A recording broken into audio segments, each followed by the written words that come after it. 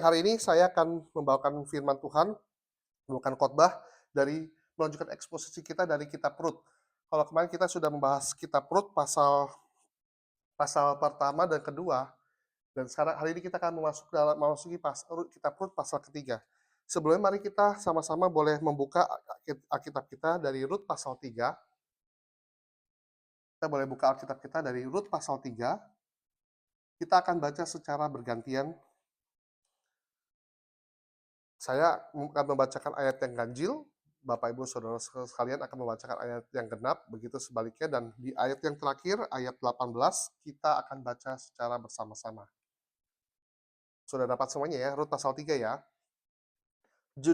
LAI memberikan judul perikop Rut dan Boas di tempat pengirikan. Lalu Naomi mertuanya itu berkata kepadanya, "Anakku, apakah tidak ada baiknya jika aku mencari tempat perlindungan bagimu supaya engkau berbahagia?"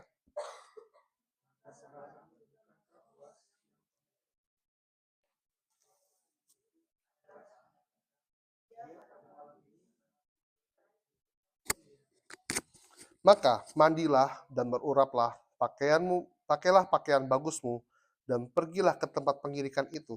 Tetapi janganlah engkau ketahuan kepada orang itu sebelum ia selesai makan dan minum.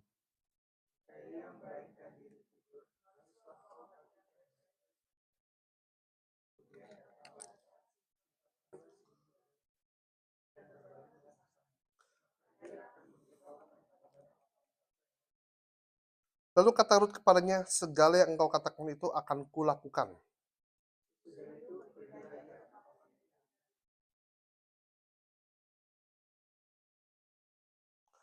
Setelah Boas habis makan dan minum dan hatinya gembira, kalau dalam terjemahan bahasa Inggrisnya mabuk, datanglah ia untuk membaringkan diri tidur pada ujung timbunan jela itu.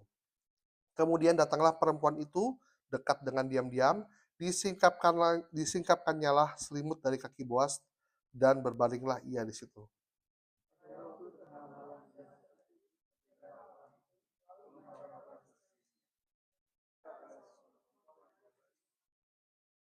Bertanyalah ia, siapakah engkau ini? Jawabnya, aku Rut hambamu. Kembangkanlah kiranya sayapmu melindungi hambamu ini. Sebab engkaulah seorang kaum yang wajib menebus kami.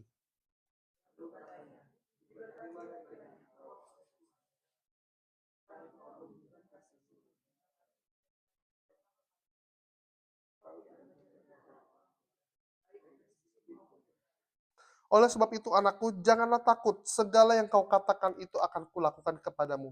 Sebab setiap orang dalam kota kami tahu bahwa engkau seorang perempuan baik-baik.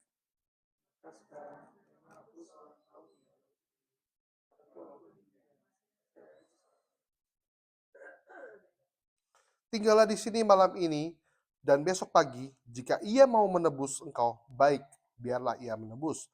Tetapi jika ia tidak suka menebus engkau, maka akulah yang akan menebus engkau. Demi Tuhan yang hidup, berbaring sajalah tidur sampai pagi.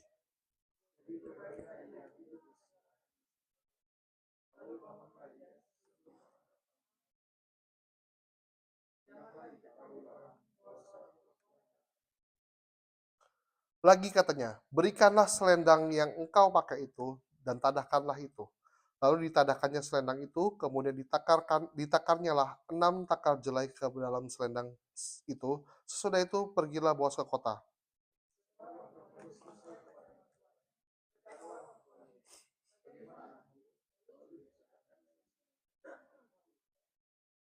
Serta berkata, yang 6 takar jelai ini diberikannya kepadaku, sebab katanya, engkau tidak boleh pulang kepada mertuamu dengan tangan hampa.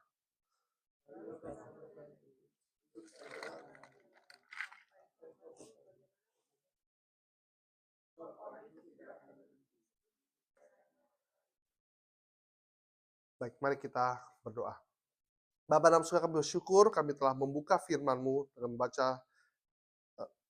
membaca ayat kitab suci. Kiranya Tuhan boleh hadir di tengah kami, boleh memimpin khotbah ini. Kau boleh pakai setiap kami, boleh pakai hati kami Tuhan untuk mendengar, dan biarlah kami boleh dibangunkan rohani kami, biarlah kami boleh mengerti. Pakai hambamu yang tidak ada apa-apanya ini Tuhan, untuk menyampaikan firman-Mu ya Tuhan. Kau boleh lindungi kami semua seperti Engkau melindungi kami dengan sayap-Mu ya Tuhan. Terima kasih. Dalam nama Tuhan Yesus kami telah berdoa dan mengucap syukur. Amin. Bapak Ibu Saudara sekalian, Kitab Rut pasal ketiga ini dibuka dengan sebuah cerita ya, bahwa ini cerita yang eh, sangat unik ya. Dan mungkin ini kita berpikir-pikir ya. Dari kitab yang dari bacaan ayat yang kita baca ini kira-kira apa sih hubungannya dengan firman Tuhan? Apakah ini bisa dimasukkan sebagai firman Tuhan? Kalau kita lihat ini seperti kisah drama ya, kisah drama yang penuh dengan intrik, Bapak Ibu sekalian ya. Ini benar-benar intrik loh. Ya kira-kira nih pantas gak sih kisah seperti ini? Bayangkan ya, si Naomi ya yang sebelumnya kita lihat ya bahwa kalau kita baca dalam pasal 1 dan 2 dia mengalami kepahitan kepada Tuhan sampai seolah nggak ada harapan lagi. Kenapa? Ya wajar. Naomi dia mengalami kelaparan di negerinya, dia pergi ke negeri Moab, dan di sana di negeri Moab dia bersama suami dan kedua anaknya mengalami kebangkrutan dan akhirnya suaminya mati. Nggak cuma itu, kedua anaknya juga mati, kedua anak laki-laki. Otomatis siapa yang menanggung hidup Naomi? Ya. Kemudian ditambah lagi Naomi punya tanggungan dua menantu perempuan orang Moab lagi ya. Bapak Ibu saudara sekalian, kita sudah bahas ya secara singkat ya bahwa eh, di pasal pertama itu yang seperti itu, dan akhirnya ketika Naomi pulang ke balik ke Yudea, khususnya ke Bethlehem, kita lihat bagaimana Naomi berkata kepada kedua menantunya, dah pulang aja kemana kepada Allahmu. Ya Naomi merasa nggak punya kewajiban lagi ya. Kenapa? Karena kedua menantunya itu adalah perempuan Moab, dianggap bukan orang Israel. Tetapi dari dua menantunya satu orang pulang, si Orpah, tapi ada satu yang tetap stay sampai mengatakan, your people, my people, your God, my God. Bangsamu lah bangsaku, Allahmu lah Allahku. Itu adalah sebuah pernyataan luar biasa dari Ruth.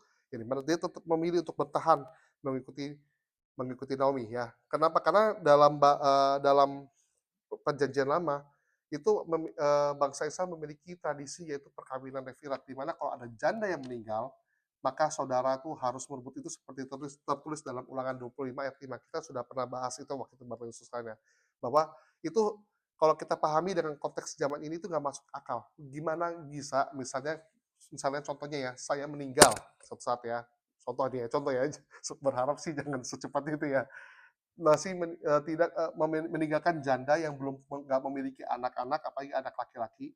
Nah, saudara saya, misalnya saya memiliki saudara, entah itu adik atau kakak, wajib menikahi jandanya saya. Ya, untuk apa? Menanggung hidupnya, untuk menebus hidupnya. Ya, itu kalau di zaman sekarang tuh nggak masuk di akal ya, Bapak Ibu sekalian. Tapi kalau itu perintah Tuhan, kalau kita baca Ulangan 25 ayat 5. Justru kalau saudara dalam keluarga nggak mau menebus hal itu dianggap sebagai aib, itu hal yang memalukan.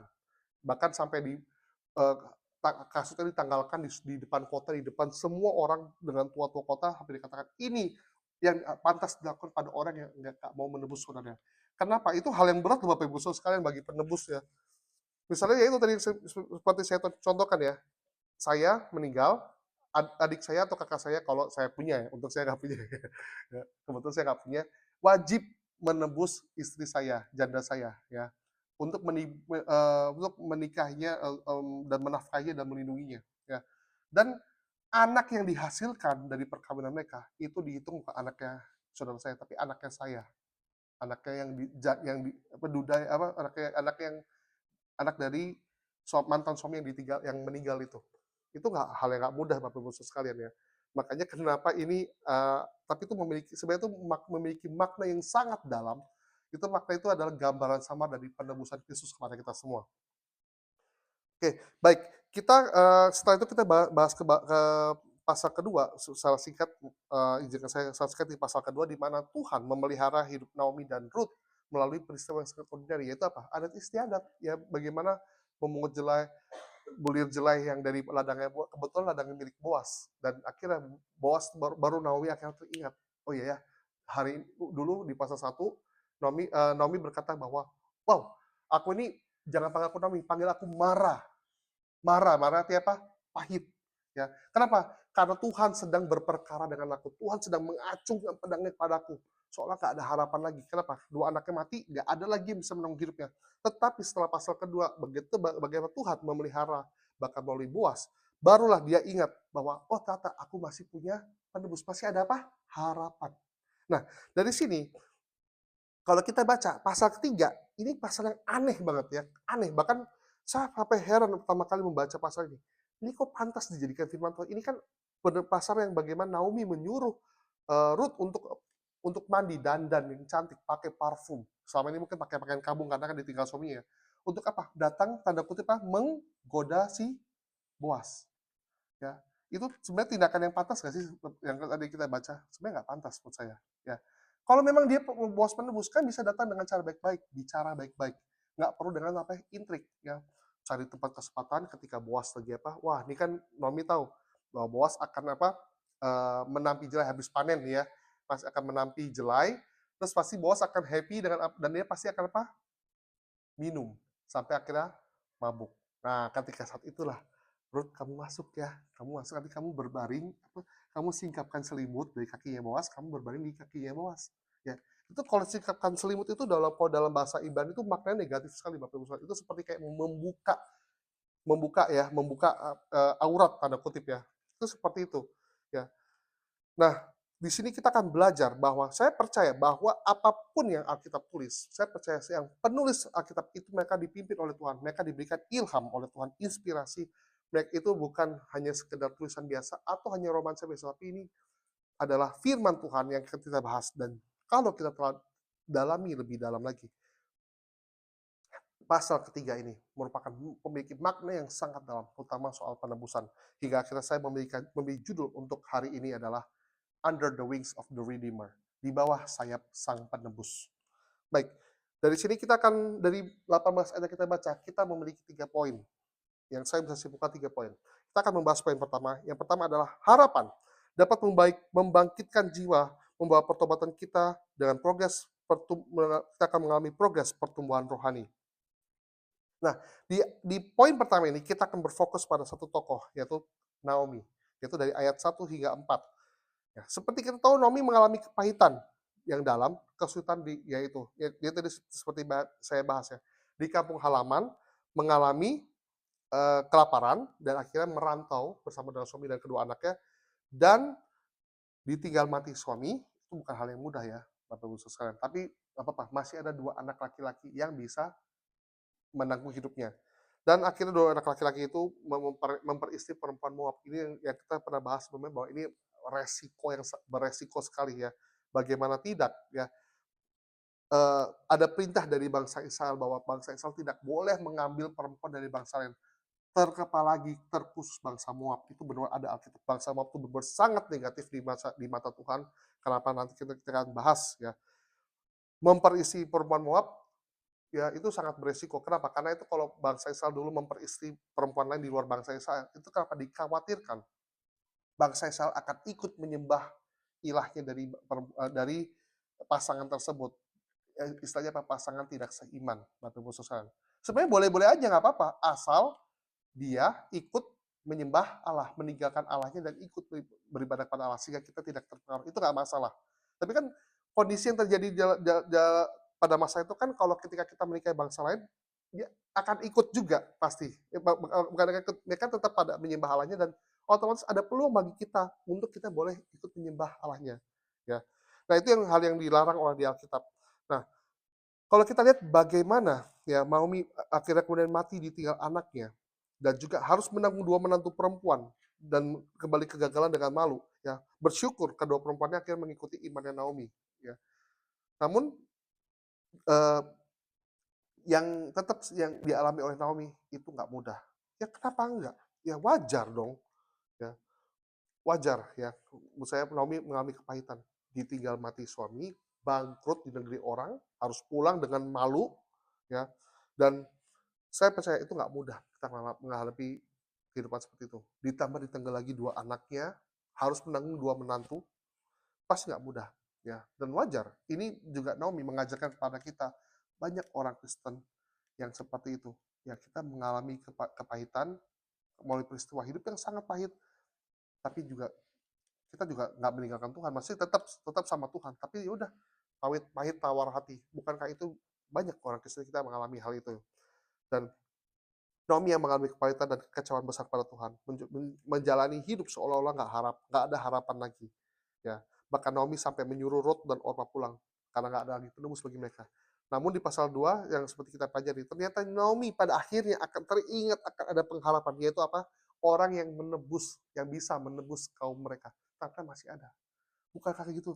Terkadang kita seperti Bapak Ibu sekalian. Ketika kita mengalami masalah hidup, kita lupa bahwa ternyata masih ada harapan. Tuhan masih ada jalan lain yang Tuhan masih sediakan, yang Tuhan sudah bukakan. Kita kadang lupa bahwa melalui masalah pergumulan hidup, sebenarnya Tuhan sedang berbicara kepada kita. Tuhan sedang mengingatkan kita. Tuhan sedang membentuk hati kita. Dan kalau kita lihat di pasal ketiga ini, dari ayat 1-4, menunjukkan bahwa harapan itu pada akhirnya dapat merubah Naomi. Yang tadinya grieving atau berduka, mengalami kepahitan, akhirnya mendapatkan semangat baru. Semangat baru membawa sebuah pertobatan yang akhirnya melakukan sebuah tindakan. Orang kalau patah semangat biasanya tidak bisa melakukan apa-apa, tak punya semangat untuk melakukan apapun tindakan. Tetapi kita lihat, setelah Naomi mengetahui adanya harapan itu, Naomi akhirnya bisa melakukan sebuah tindakan untuk bangkit kembali. Pertobatan yang ditunjukkan Naomi dapat dilihat dari bagaimana pada akhirnya Naomi ingat akan janji Tuhan dan berpegang pada firman Tuhan, yaitu apa? Penebus. Ya. Karena ingat, penebus yang itu sanak saudara yang wajib menebus janda itu adalah perintah firman Tuhan. Itu akan dipegang oleh Naomi, ya. Dan penebus yang akan menebus menantunya. Dan Naomi pada akhirnya juga memikirkan kesejahteraan dari menantunya, yaitu apa? Memikirkan perlindungan. Tadi dibuka apa? Anakku tidak kalah baiknya bahwa aku mencari perlindungan bagimu. Kata perlindungan yang dimaksud itu adalah perlindungan dalam hal ditebus atau dinikahi. Ya. Dan ini sangat dalam Bapak Ibu sekalian. Kenapa? Kenapa Tuhan menyuruh bangsa Israel untuk menebus itu? Karena supaya bangsa Israel tetap terjaga keturunannya. Nggak perlu kawin dengan orang lain, tapi dengan kaum keluarganya, ya, dan nama keluarga tetap ditegakkan, dan juga ya iman tetap terpelihara, iman nggak perlu cari bangsa lain, ya, nggak perlu cari orang lain, dan tanah warisan tetap terjaga. Itu semua maknanya dalam. Dan terlebih bagi janda yang ditinggalkan, itu siapa yang menanggung hidupnya? Ingat, perempuan zaman dulu nggak kayak sekarang. Kalau zaman sekarang perempuan gampang saja. Banyak kasus misalnya menjadi janda, gampang, perempuan masih bisa kerja. Dan perempuan sekarang hampir mendapatkan 90% hampir mendapatkan kesempatan yang sama untuk bekerja dengan laki-laki. Tapi kalau di zaman dulu, perempuan nggak bisa dapat sembarangan bekerja. Ya, perempuan itu seperti warga kelas 2 zaman dulu. Kultur zaman dulu. Jadi nggak mudah bagi janda untuk ditinggalkan. Dengan ditebus, dinikahi oleh saudara-saudara, itu mendapat menjamin hidup dari perempuan atau janda ditinggalkan. Kembali lagi pada Naomi. Walaupun Naomi bertobat, tetapi kita lihat tindakan Naomi. Ya. Upaya yang dilakukan Naomi, apakah ini terlihat bijaksana Bapak Ibu sekalian? Seperti yang saya sampaikan, Naomi bisa aja menyuruh Ruth untuk apa? Pergi bicara dengan Boas baik-baik. Atau Naomi sendiri yang bicara dengan Boas bahwa, oh ya, kamu kaum yang wajib menebus kami. Bisa gitu-gitu kan ya? Tapi yang Naomi lakukan apa? Dia suruh Ruth apa? Dandan dulu, ganti pakaian kamu, pakai pakaian bagus gitu ya. Pakai parfum ya. Pokoknya perawatan dulu lah ya. Habis itu ngapain? Ya kalau masih mending datang ketemu Boas itu ya, menggoda tapi secara wajar ya. Kan gitu ya, kadang-kadang kan kalau perempuan kadang-kadang kalau misalnya kasih kode kepada laki-laki misalnya pada saat PDKT ya, oke saya mau, biasanya pas ketemu biasanya berpenampilan lebih menarik supaya agar laki-laki tertarik pada akhirnya ya. Itu masih wajar kan ya? Atau membuka pembicaraan misalnya dengan kita ini ya apa banyak banget kesamaan. Bisa jadi gitu ya kan sampai pada akhirnya laki-laki tertarik pada sang perempuan tersebut. Itu bisa saja dilakukan. Itu hal yang sah sih, maksudnya hal yang wajar. Tapi kalau yang Naomi lakukan dan dia menyuruh itu seperti mengandung kelicikan ya. Kenapa? Karena itu seperti menjebak. Ya.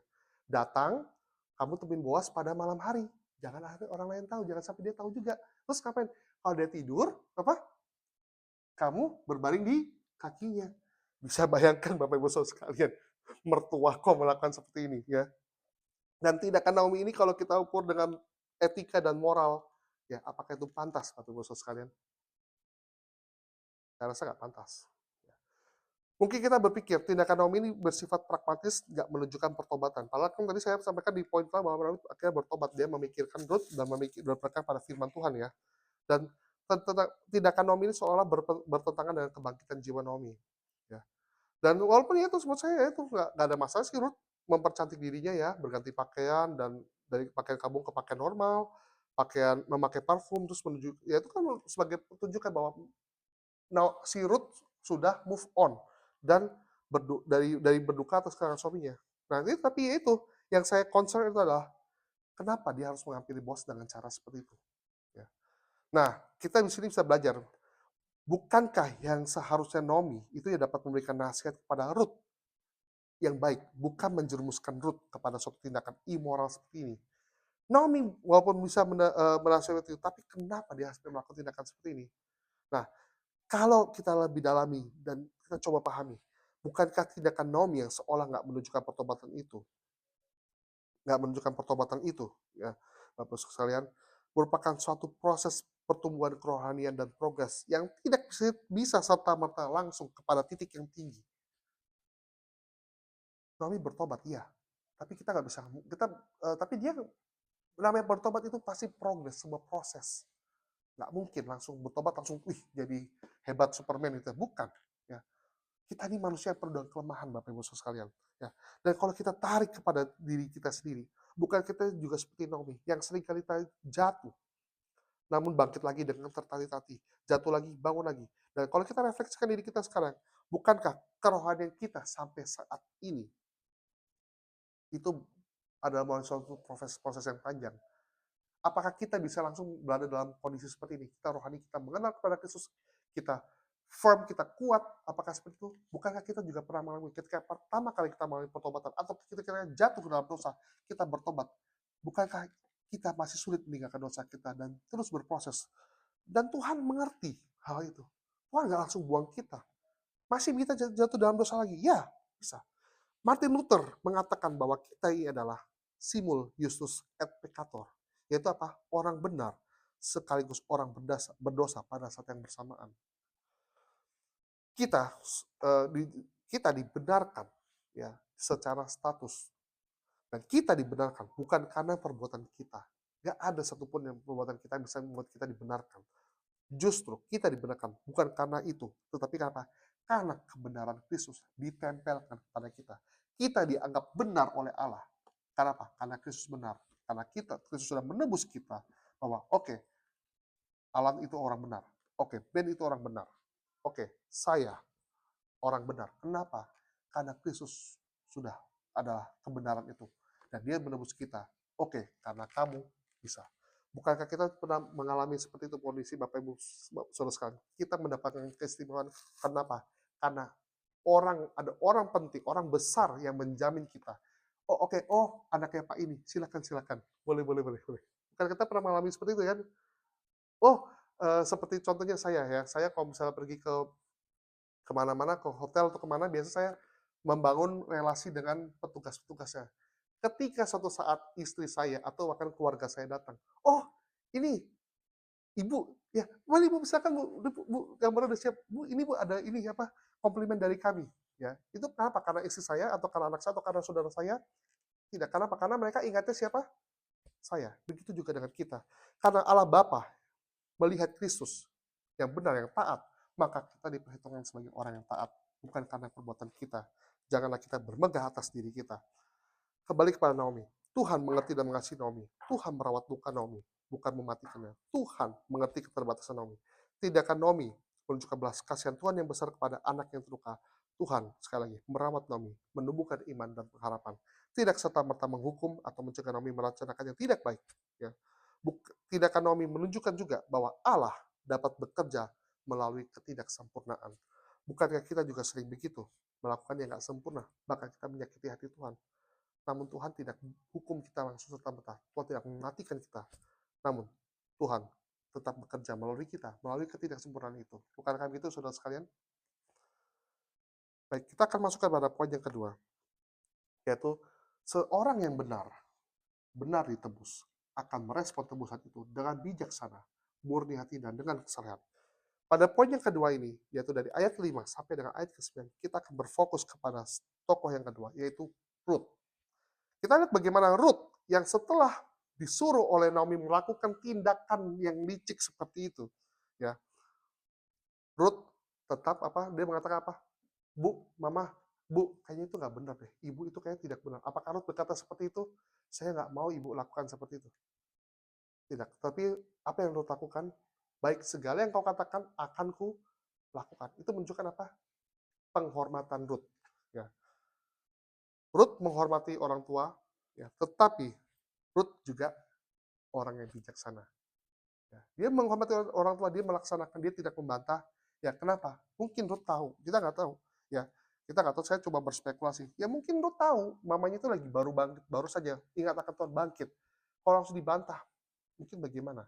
Ya. Tetapi Rut yang berpegang kepada firman Tuhan, dia percaya janji Tuhan, dia setia kepada Tuhan. Ya, dia melakukan, tetapi pikiran dan tindakan Rut disaring di dalam hati kita. Rut ini menggambarkan bahwa kita yang mendengarkan firman Tuhan, kita yang melaksanakan, tapi juga kita renungkan dalam hati kita. Tidak serta-merta secara naif kita lakukan. Ya, banyak dari kita seperti itu. Oh, oke, kita pergi. Ya, misalnya Parisa di tempat ini memerintahkan, ayo sama-sama mari kita pergi mengabarkan Injil. Oke, mengabarkan Injil. Ya, tapi anak-anak rumah kita tinggalkan. Tapi pekerjaan kita lalaikan. Kenapa? Ini untuk Tuhan, seperti kata Bapak Pendeta Riza yang katakan. Ya, tapi kita harus cerna itu baik-baik. Oke, perintah mengabarkan Injil, tetapi kita nggak bisa senaif itu. Kita harus pikirkan secara bijak tindakan seperti apa yang kita lakukan. Baru ketika pikiran, hati, dan tangan ketika selaras, saya yakin Tuhan akan dimuliakan. Dalam Yesus sekalian. Menghormati orang tua bukan berarti pikiran dan tidak kita mengabaikan pimpinan Tuhan. Perlu. Kita harus cermati itu. Menghormati orang tua itu baik. Itu perintah Tuhan. Tetapi taat kepada firman Tuhan jauh lebih penting. Dalam Yesus sekalian.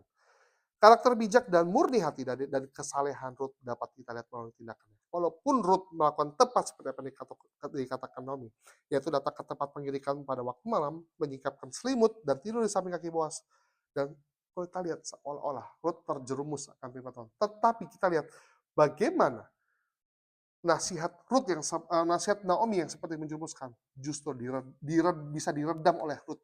Diredam dengan baik oleh Rut, dengan bijak, dengan saleh, dengan murni, dengan tulus oleh Rut. Kenapa? Kita lihat bagaimana ketika Boas menyadari ada terbangun ada perempuan di sampingnya. Ya, ini ada sebuah kesempatan, Bapak Ibu sekalian ya. Boas baru lagi bangun tidur dari masih setengah mabok gitu ya. Lihat ada perempuan ya, itu bisa saja hal-hal yang tidak kita harapkan itu bisa terjadi. Hal yang tidak pantas harus terjadi bisa saja terjadi pada saat itu. Tetapi apa yang Rut katakan? Siapa itu? Ketika bos saya, Rut katakan apa? Ini aku Rut, hambamu. Rut lalu mengatakan apa? Kembangkanlah sayapmu, melindungi hambamu ini. Sebab engkau adalah kaum yang wajib menebus kami. Rut meredam segala siasat Naomi dengan apa? Mengucapkan sebuah apa? Firman Tuhan. Ya. Kita bagaimana tulus hati Rut. Ya. Rut mengajarkan semua dengan kembangkanlah sayapmu. Ya. Saudara, ya, sayap ini ya itu seperti dan Rut sini Rut mengutip dua, yaitu apa? Sayap dan juga apa? Kaum yang wajib menebus. Dua firman yang Rut kutip, yaitu apa? Tentang bagaimana Tuhan mengembangkan sayap dan juga apa? Perkawinan Levi atau perkawinan Yibum, ya, yaitu bagaimana saudara yang wajib menebus ya. Baik kan Rut meredam segala siasat itu dengan sebuah firman. Itu sebuah tindakan yang bijaksana ya. Dan izinkan saya bahasa singkat mengenai sayap. Nah, di mana Rut memakai kata sayap untuk memohon perlindungan. Ya. Dalam pasal 2, Boas mengatakan ketika dia memuji Rut, dia mengatakan apa? Kira diberkatilah engkau. Ya. Kira Tuhan membalas engkau yang segala tindakan yang kau lakukan. Dan ia kayak melindungi engkau seperti engkau di bawah apa? Sayapnya. Boas mengutip apa? Boas mengatakan kira Tuhan melindungi engkau seperti di bawah sayapnya, di bawah perlindungan ya. Nah, yang saudara sayap ini kalau dari judul yang jadi korban ini juga perlindungan dan juga kasih Allah yang besar itu melambangkan seperti itu ya. Dan juga pernikahan itu adalah bentuk perlindungan dari suami kepada istri. Dan juga bukankah pernikahan itu adalah simbol relasi kita dengan Kristus, yang Kristus adalah yang jadi mempelai laki-laki, kita mempelai perempuan, bukankah Kristus melindungi kita juga Bapak Ibu sekalian? Nah, misalnya ada beberapa contoh dalam ayat Alkitab yang menuliskan tentang sayap. Ya, misal dalam Mazmur 36 ayat 8, katakan, "Betapa berharganya kasih setiamu ya Allah, anak-anak manusia berlindung dalam naungan sayapmu." Ya, misalnya dalam Mazmur 17 ayat 8, "Pelihara aku seperti biji mata, sembunyikan aku dalam naungan sayapmu." Atau misalnya dalam perjanjian baru, ketika Yesus menangisi Yerusalem dan mengatakan rindu untuk mengumpulkan anak-anak seperti induk ayam di bawah sayap anak-anak seperti induk yang melindungi anak-anaknya di bawah sayapnya. Ini bicara soal apa? Bicara soal perlindungan. Dan Boas ketika di pasal kedua, ya, pasal kedua, ya, mengatakan kiranya Tuhan melindungi kau seperti di bawah sayapnya. Pegang kata-kata sama Rut. Kalau gitu apa? Ya udah, kiranya kau boleh apa? Yang menjadi sayap itu, kembangkanlah sayapmu. Bayangkan Bapak Yesus sekalian ya. Rut memegang janji Tuhan. Ya, tahu Boas adalah kaum yang wajib menebus, ya kalau gitu kembangkanlah sayapmu seperti yang pernah engkau katakan, ya. Dan kita lihat bagaimana upaya Rut meredam upaya sedaktif ini atau godaan ini memakai firman Tuhan dan mengembalikan perkataan Boas. Ya. Dalam menjalani kehidupan rohani, haruslah kita juga berpegang kepada firman Tuhan, Bapak Ibu Saudara sekalian, dan janji Tuhan. Misalnya dalam pergumulan kita terhadap dosa-dosa kita, Tuhan menjanjikan kemenangan terhadap dosa-dosa. Karena apa? Karena Kristus sudah mengalahkannya di atas kayu salib. Dan biarlah juga kita memohon kemenangan itu kepada kita. Biarlah kita memohon perlindungan Tuhan untuk kemenangan atas dosa-dosa kita. Dan biarlah kita juga mendapatkan perlindungan atas berbagai pencobaan dan pergumulan. Izinkan saya juga, Bapak Ibu sekalian, ya, menyampaikan sebuah makna yang lebih dalam lagi dari kisah ini. Ya, sebuah makna redemptif atau penebusan dari kisah Rut, terutama yang berpuncak pada pasal ketiga ini. Seperti kita tahu bahwa Rut merupakan wanita Moab. Bangsa Moab tadi seperti saya sampaikan, itu adalah bangsa yang dipandang benar-benar negatif di Alkitab. Alkitab mencatat apa? Dari kitab Kejadian. Bagaimana asal-usul bangsa Moab. Bangsa Moab itu lahir dari hasil hasil hubungan terlarang antara Lot dengan kedua anaknya. Ya, yang anak pertama menghasilkan mereka anak namanya Amon, anak yang kedua mereka Moab. Kalau kita baca dalam sekitar kejadian 20 kalau nggak salah ya, 20, kita akan bahas bagaimana tindakan itu akhirnya melahirkan sebuah bangsa. Saya yakin kitab ini di pasal 20 dari kejadian itu ditulis itu untuk menggambarkan betapa Moab menjijikannya bangsa Moab ya. Kenapa begitu? Kita bahkan bangsa Moab itu benar-benar stigmanya yang sangat-sangat negatif. Kenapa? Ketika bangsa Israel keluar dari tanah Mesir mau ke tanah perjanjian, meminta izin untuk melewati daerah Moab, ya, dan berjanji pokoknya kita nggak akan ambil apa yang dalammu, kita nggak akan apa-apain kamu, betulan. Please kasih kami lewat. Lagi pula bukankah kita ini saudara kan, benar kan? Karena ada relasi ya kan, Lot itu keponakan Abraham. Ya. Tapi bangsa Moab tidak mengizinkannya, sehingga bangsa Israel harus memutar. Makanya benar-benar bangsa Moab itu benar-benar negatif sekali. Ya, nggak cuma itu, bangsa Moab beberapa kali mencoba memerangi bangsa Israel. Bahkan ketika dalam kitab Bilangan kalau nggak salah tentang Bileam, ya, tentang Bileam, ketika bangsa Moab memerangi bangsa Israel, bangsa Moab, Balak, raja Moab, mengetahui ada satu orang yang bisa mengutuk atau mengucapkan berkat, ya, namanya Bileam, memanggil Bileam untuk apa? Mengutuki bangsa Israel. Kenapa? Karena segala yang dikatakan Bileam itu akan terjadi. Ya. Dan seperti kita tahu bahwa akhirnya Bileam, ya, melalui kisah keledai, pernah dengar kisah itu ya, bahwa Bileam ketika mau pergi, tapi akhirnya keledainya minggir dan akhirnya dipukul sama Bileam, kamu jalan yang benar. Tapi akhirnya keledai Tuhan membuat keledainya bicara. Kenapa kamu pukul aku? Loh, bisa ngomong. Ya, ya kamu lagi jalan yang nggak benar. Itu di depan ada siapa? Baru di depan ada panglima tentara surgawi yang dengan pedang terhunus dengan mata yang tajam, baru takut ya. Kalau bilang kalau keledai nggak minggir, kamu mati kamu. Bayangkan, Bileam bertemu langsung panglima bala tentara surga. Ya, ketemu, kalau beberapa penafsir mengatakan itu Tuhan sendiri yang turun ya, dalam teofani ya. Bayangkan Bapak Ibu sekalian ya, Bileam yang bertemu muka dengan Tuhan seperti itu ya, dan pada akhirnya memang dia nggak mengucapkan kutuk bagi bangsa Israel, tetapi nih Bileam licik juga ya. Dia katakan ya kepada Balak, Aku bisa mengutuki bangsa Israel, tapi aku akan mengatakan apa yang Allah katakan kepadaku. Akhirnya malah kok malah jadi berkat segala macam. Ya kan aku hanya katakan apa yang Allah katakan. Nah, terus bilang, gini Balak, bangsa Israel itu mustahil, gak akan mungkin kamu bisa kalahin mereka. Kenapa? Karena Allah bersama dengan mereka. Ya nggak mungkin. Tapi ada satu yang bisa menghancurkan bangsa Israel, yaitu apa? Allah sendiri. Ketika umatnya tidak taat. Maka dari itu, Balak, kasih perempuan-perempuan muda yang cantik-cantik. Godalah laki-laki perempuan dari, maaf, laki-laki dari bangsa Israel. Untuk mereka akhirnya kawin, dan pada akhirnya mereka akan menyembah berhala. Dari situ Tuhan mengutuk mereka. Dan maka dari itu, dan benar, Tuhan menulahi bangsa Israel. Ya. Dan kita lihat Bapak Ibu Saudara sekalian, perempuan Moab, wanita Moab itu benar-benar double negatif. Yang udah bangsa Moab, wanita. Kenapa? Karena bangsa Israel ingat itu peristiwa itu. Perempuan-perempuan Moab menggoda laki-laki Israel dan akhirnya membuat orang bangsa Israel jatuh ke dalam penyembahan berhala. Ya. Dan kita lihat bagaimana perempuan stigma yang negatif yang double di tangan Ruth. Dia perempuan Moab dan dia di dalam pasal ketiga dia dikondisikan menggoda Boas. Sama seperti bangsa perempuan Moab menggoda bangsa Israel. Tetapi apakah Ruth menggoda Boas? Tidak. Justru di tangan Ruth penebusan itu terjadi.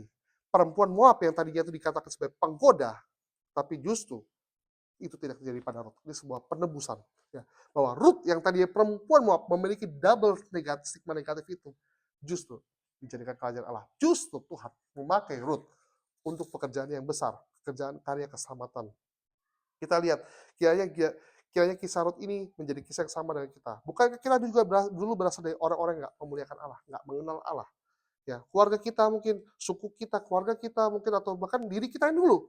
Ya, namun bukankah kita sekarang boleh menjadi bagian dari keluarga Allah?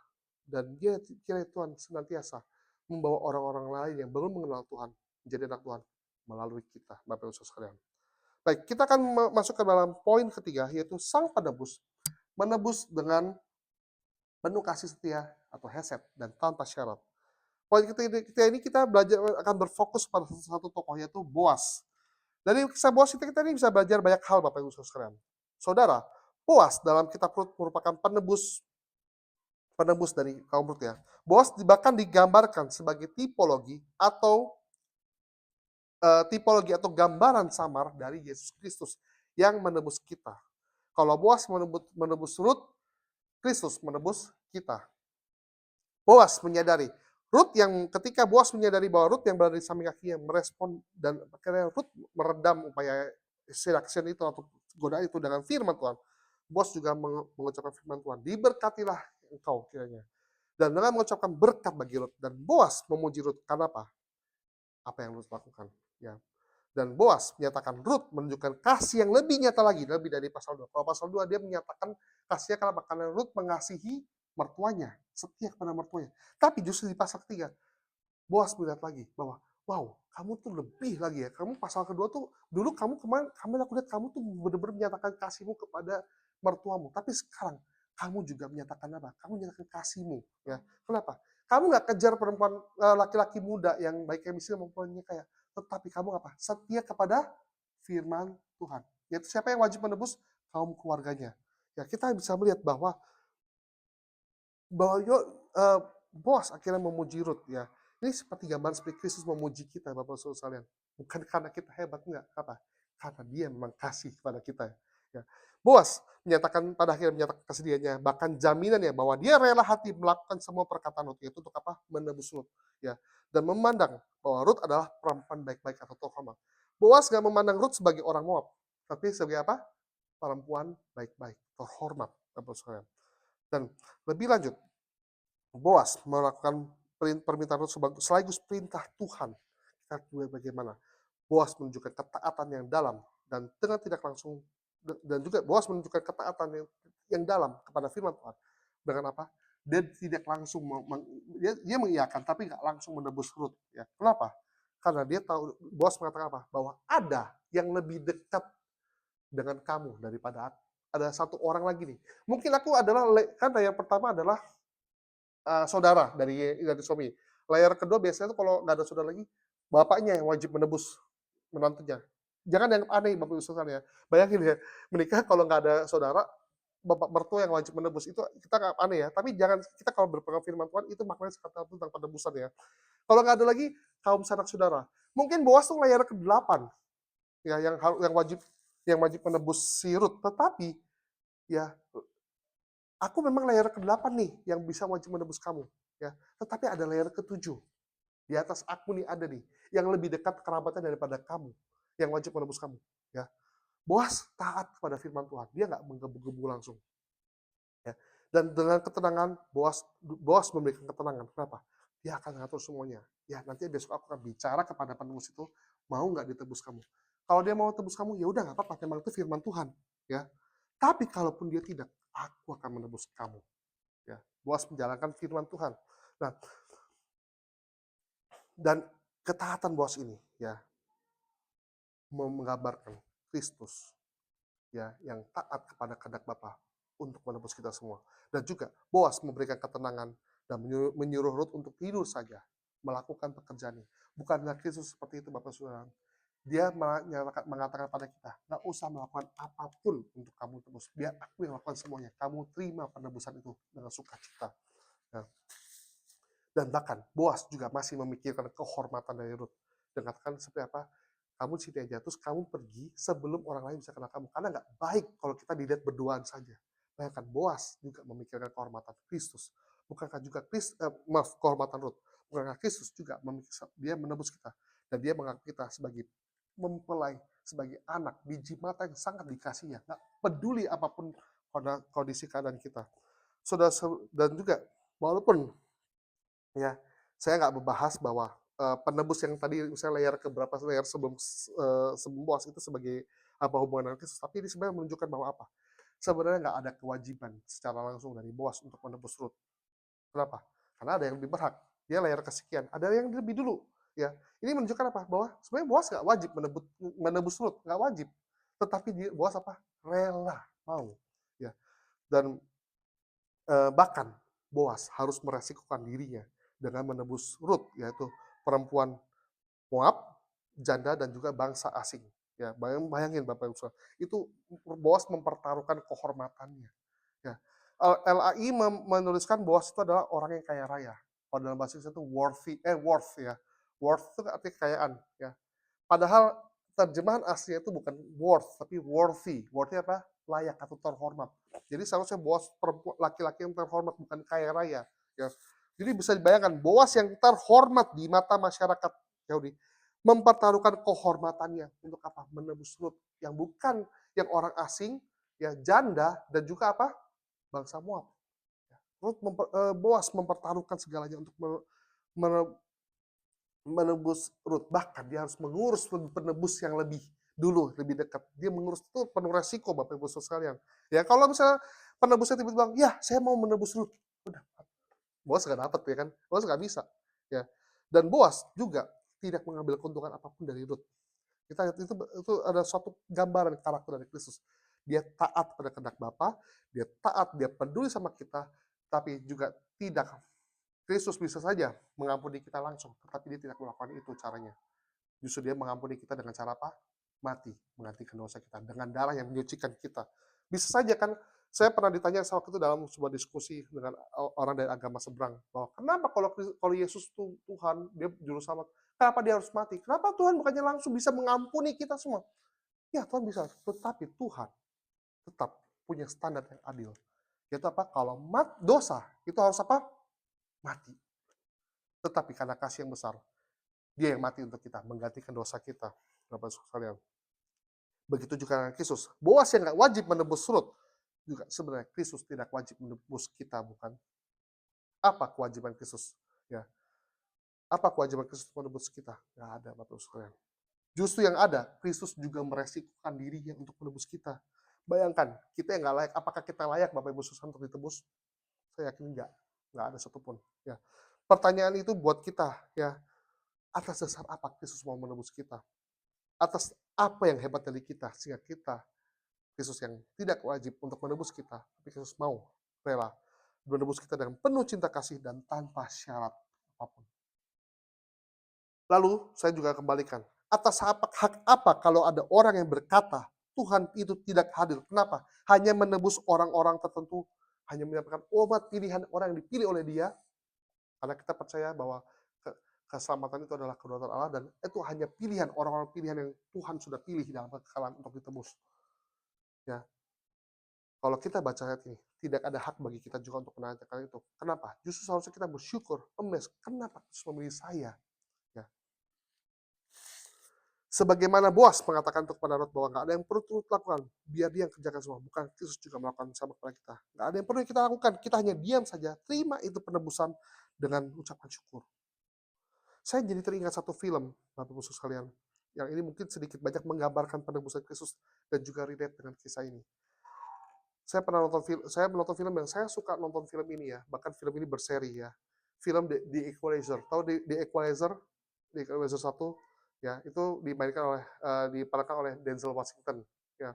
Itu bercerita satu tokoh yang bernama Rob McCall.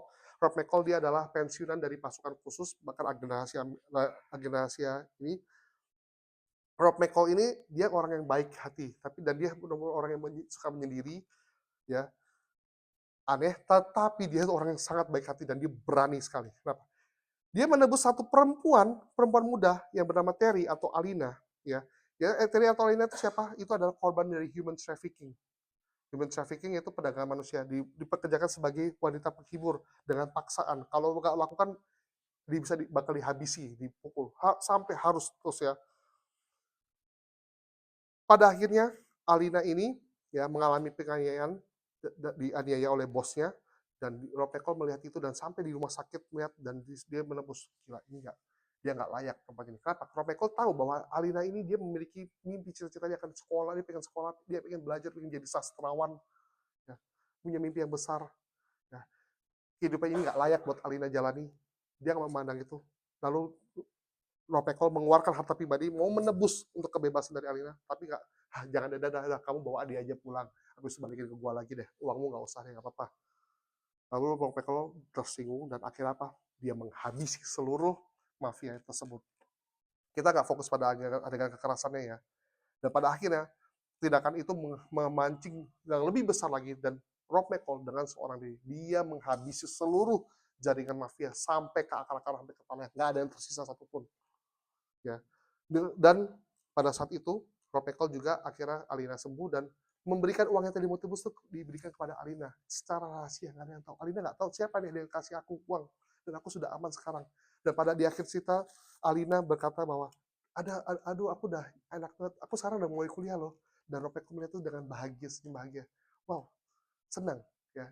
Rob McCall nggak pernah memandang Alina sebagai perempuan rendahan, tetapi dia memandang bahwa dia penuh dengan masa depan. Bukankah film ini nggak bisa mengilustrasikan secara sempurna ya tentang penebusan Kristus, tapi sedikit banyak menggambarkan seperti gambaran Kristus yang ia meresikukan segalanya, mengorbankan kehormatannya, keamanannya, keselamatannya, hartanya pribadi yang begitu besar untuk turun menjadi manusia, menjadi dengan keterbatasan, dihina, disiksa, mati demi kita. Agar apa? Kita nggak binasa dan kita memiliki hidup yang kekal. Ya. Kristus ya menganggap segala yang kesataraannya dengan Allah Bapa bukan sebagai sesuatu yang harus dipertahankan, bukan. Ya tinggalkan semuanya itu demi siapa? You and me. Us. Kristus benar-benar peduli dengan kita, kasihnya begitu besar. Bagaimana? Dia meresikukan kehormatannya. Untuk apa? Orang yang layak ditebus, nggak layak. Coba kita boleh refleksikan pada kita sendiri. Kita yang sudah ditebus oleh Kristus, apakah kita orang yang tetap langsung jadi orang yang sempurna? Berapa kali kita justru jatuh lagi, kita menyakiti hati Kristus. Kita nggak layak, Bapak Ibu sekalian. Tapi Kristus nggak mau tinggalkan kita. Kenapa? Kita tahu karena kasih yang besar, Bapak Ibu sekalian. Dia mau memberikan segalanya buat kita, Bapak Ibu sekalian. Kiranya seperti Ruth yang memegang perkataan Boas, yang sebelumnya dia mengatakan sayap kepada Ruth, dan Ruth berpegang teguh pada firman Tuhan. Biarlah kita juga senantiasa berpegang pada janji Tuhan, Bapak Ibu sekalian, dan taat pada firman-Nya. Juga seperti Ruth yang memohon perlindungan kepada Boas, biarlah juga kita memohon perlindungan kepada Tuhan. tangan Tuhan yang kuat dan perkasa, perut yang sebatang kara, yang rapuh, begitu fragile, namun setia, taat, bijak, dan saleh, murni hatinya, dan memohon perlindungan pada Boas. Biarlah kita juga memiliki hati yang seperti itu. Kita merespon penebusan itu dengan memiliki hati yang taat, hati yang murni, hati yang tulus, hati yang saleh, hati yang bijak, untuk memohon perlindungan kepada tempat yang maha tinggi. Di tengah pergumulan hidup yang sangat sulit, biarlah kita menjerit kepada Tuhan akan perlindungan dan kelegaan. Karena dia sudah janjikan itu semua, dia sudah kalahkan maut, dia sudah janjikan kita hidup yang kekal.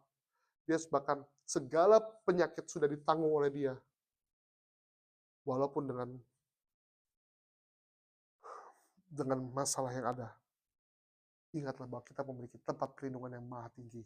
Yaitu di bawah apa? Di bawah kepak sayap Kristus. Maka Kristus yang telah menebus kita juga menawarkan kelegaan kepada kita yang lelah dan rapuh. Dia mengerti kita, Bapak Ibu sekalian. Apa yang kita rasakan? Lalu pertanyaannya, apa yang masih membuat kita ragu kepada dia? Kenapa kita nggak mempercayakan hidup kita kepadanya? Yang memegang tangan kita, melindungi kita. Saudara, ingat, tidak ada yang dapat memisahkan kita dari kasih Kristus. Kita yang ditebus olehnya telah dijamin menjadi anaknya. Bahkan kita menjadi mempelainya. Gak ada relasi ini seperti suami istri, relasi suami istri. Gak ada relasi antara manusia yang lebih dekat daripada suami istri. Ini adalah gambaran bagaimana relasi kita dengan Kristus. Gak ada lagi yang bisa digambarkan betapa dalamnya relasi kita dengan Kristus. Betapa Kristus sangat mengasihi kita sama seperti mempelainya.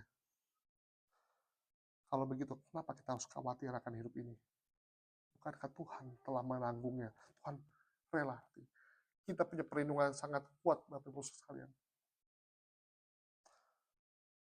Segalanya ia telah tertinggalkan hanya demi saudara dan saya. Maukah kita berlindung di bawah sayapnya, Sang Penebus yang hidup? Mari kita berdoa. Minta dengan hormat Bapak Pendeta Desa untuk menutup dalam doa. Mari kita berdoa. Bapa di dalam surga, kami sekali lagi bersyukur untuk kebenaran firman-Mu yang sudah sama-sama kami dengar. Mengingatkan kembali kakang kami adalah orang-orang yang begitu hina, begitu penuh cacat celah, begitu tidak layak, penuh dengan bobrok dan dosa, tapi Engkau rela mengutus Putra-Mu tunggal Yesus Kristus untuk mati di atas kayu salib bagi kami. Kiranya Tuhan terus mengingatkan kepada diri kami akan ketidaklayakan kami, sekaligus akan kasih Kristus akan mendorong kami untuk belajar lebih mengasihi Kristus lagi di dalam kehidupan kami. Karena bukan supaya kami dikasih, tapi karena kami telah dikasih lebih dahulu, bahkan waktu kami masih membenci. Untuk Pak Alun, terus akan memberkati dalam kehidupannya, dalam pelayanannya, dalam pekerjaan, dalam keluarga. Proses kematian hamba-Mu ini menjadi alat di tangan-Mu, menjadi berkat bagi gereja-Mu di tempat ini, juga bagi setiap orang-orang yang ada di dekatnya, setiap orang yang Dia layani. Dalam nama Tuhan Yesus kami berdoa. Amin. Terima kasih Pak Alvin yang sudah menyampaikan firman Tuhan, mengingatkan kita kembali